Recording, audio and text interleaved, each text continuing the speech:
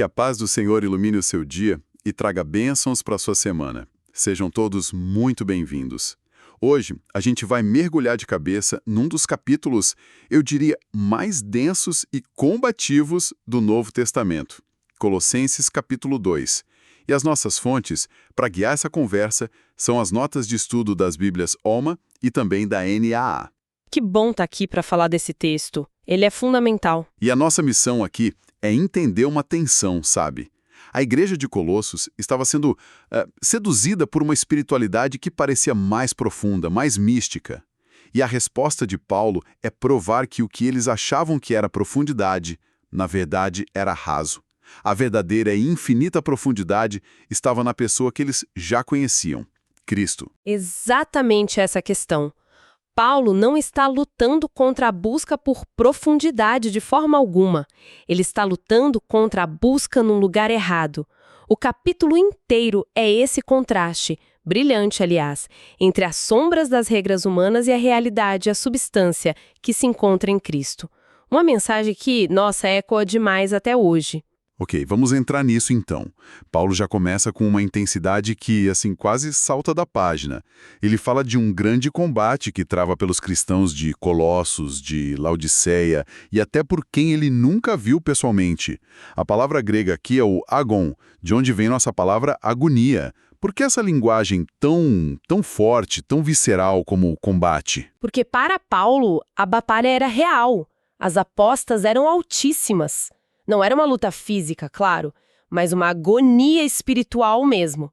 E o propósito desse combate fica claro no texto: que os corações deles sejam consolados, unidos em amor, para que alcancem toda a riqueza da plena convicção do entendimento. Ele está lutando pela clareza e pela certeza deles. Clareza sobre o quê, exatamente? Sobre o mistério de Deus, que é Cristo. E é aqui que ele lança o fundamento de todo o argumento dele. No versículo 3, ele diz: em quem estão escondidos todos os tesouros da sabedoria e da ciência. E a palavra escondidos aqui não significa inacessíveis, mas sim guardados com segurança, tipo um tesouro num cofre. Essa afirmação de que todos os tesouros da sabedoria estão em Cristo, isso soa como um ataque direto a toda a tradição da filosofia grega que valorizava a busca pelo conhecimento acima de tudo.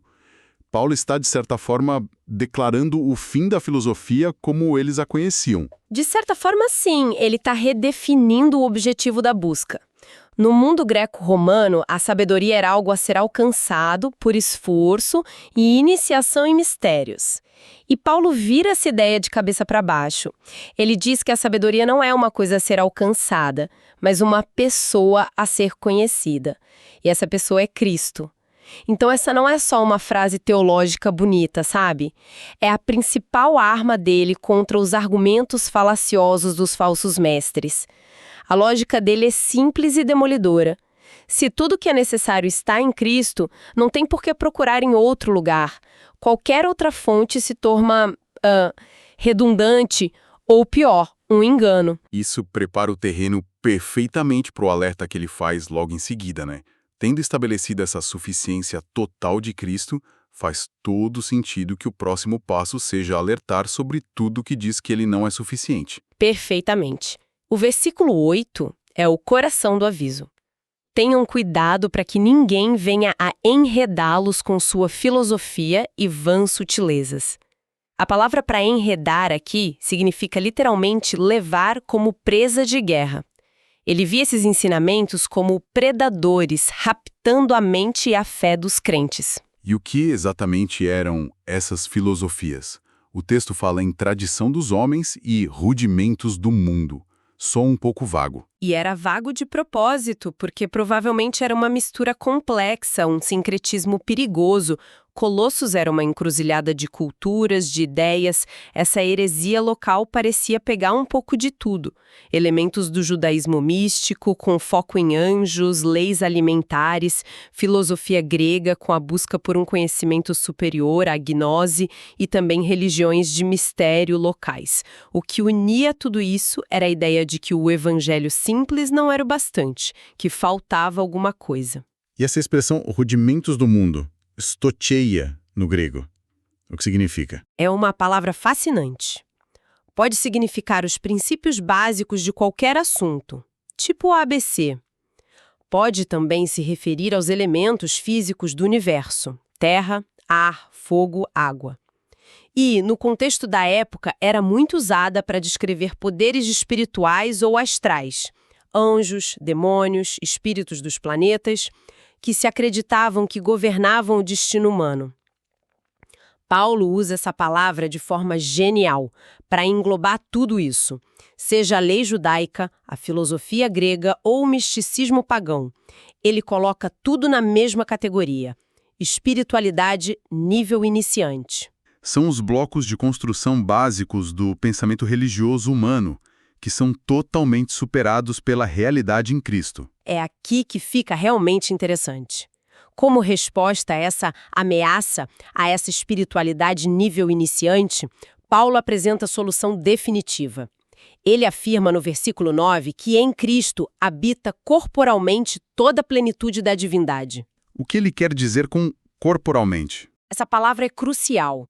Os falsos mestres provavelmente tinham uma visão dualista, ensinando que o espírito é bom e a matéria é má. Portanto, um Deus plenamente divino não poderia habitar um corpo físico. E Paulo ataca essa ideia de frente. Ele diz que a totalidade de Deus não apenas tocou a humanidade, mas se uniu a ela permanentemente num corpo. E o ponto seguinte é a consequência lógica disso para a gente.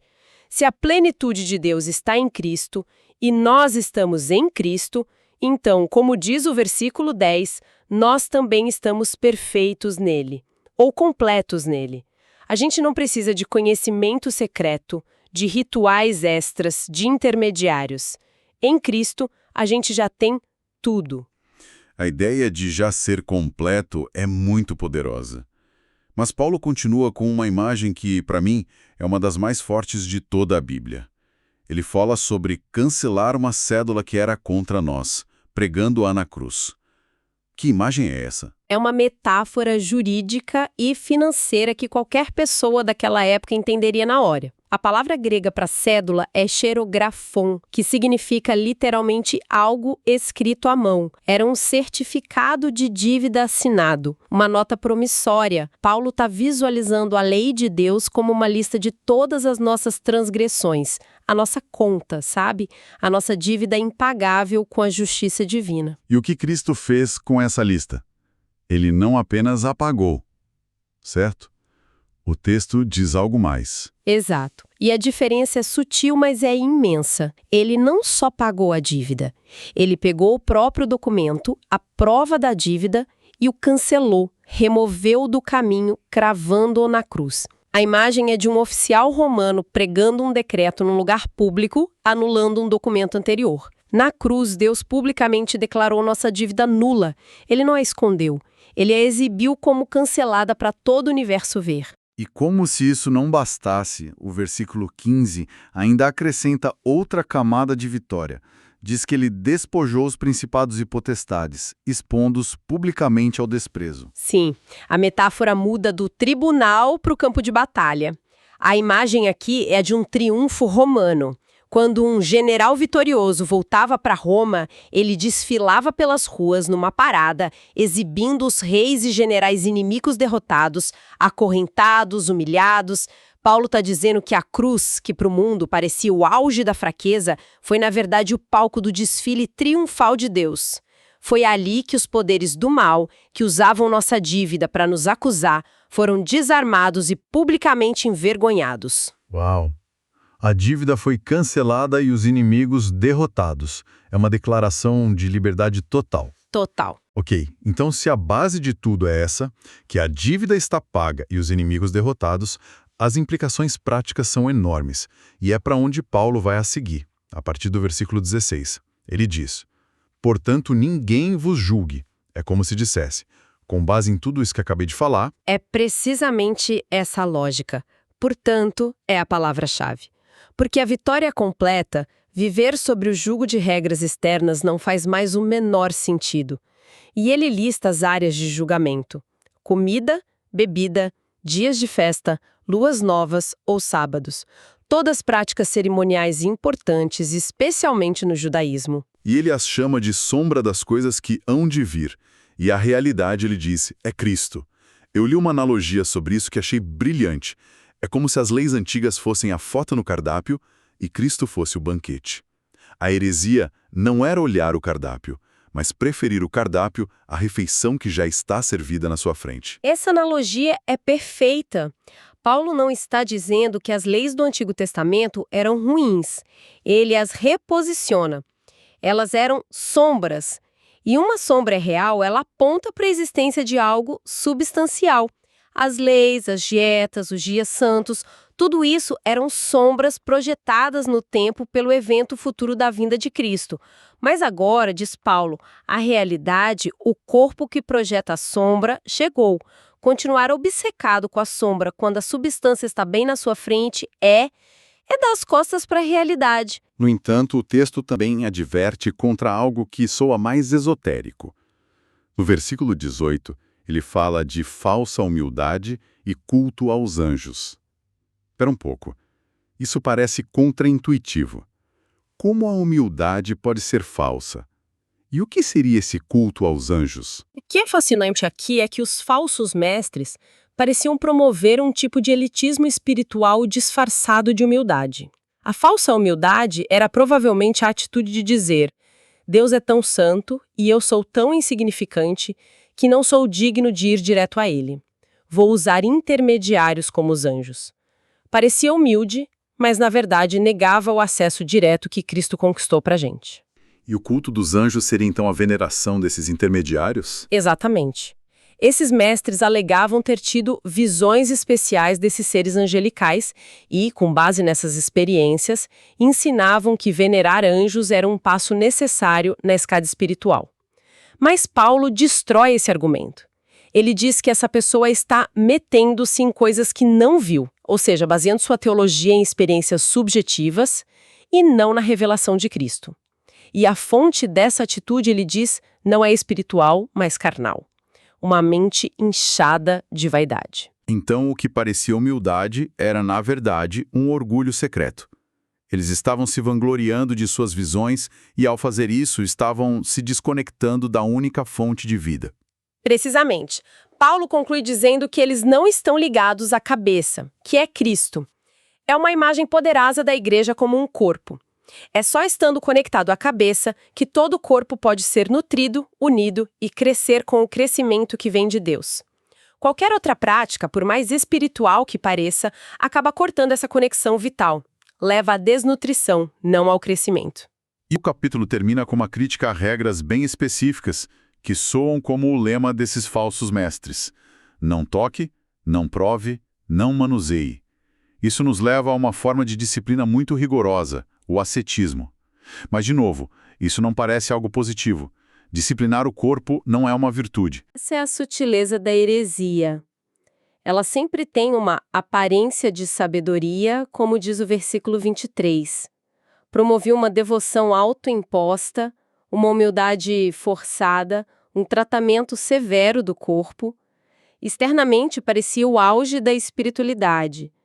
Mas Paulo revela que tudo isso não passava de preceitos e doutrina dos homens.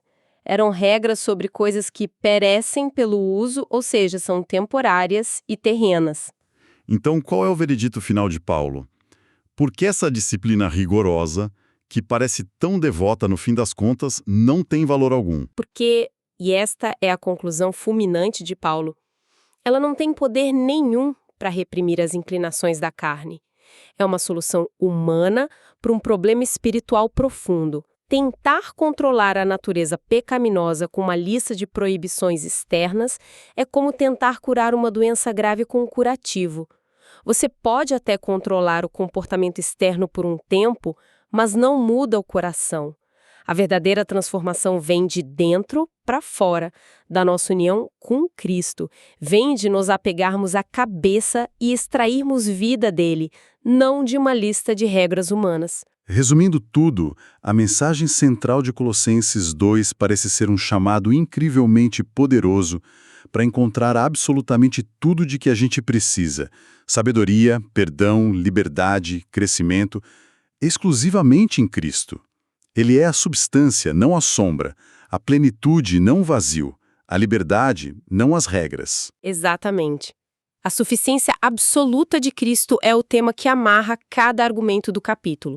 Qualquer filosofia, tradição ou prática religiosa que busque adicionar algo a Cristo ou diminuir a importância dele é, na visão de Paulo, um desvio perigoso. Um caminho que promete profundidade, mas que, na verdade, nos afasta da única fonte de vida e nos leva de volta à escravidão superficial das sombras. E isso, claro, levanta uma questão importante para a gente hoje, né?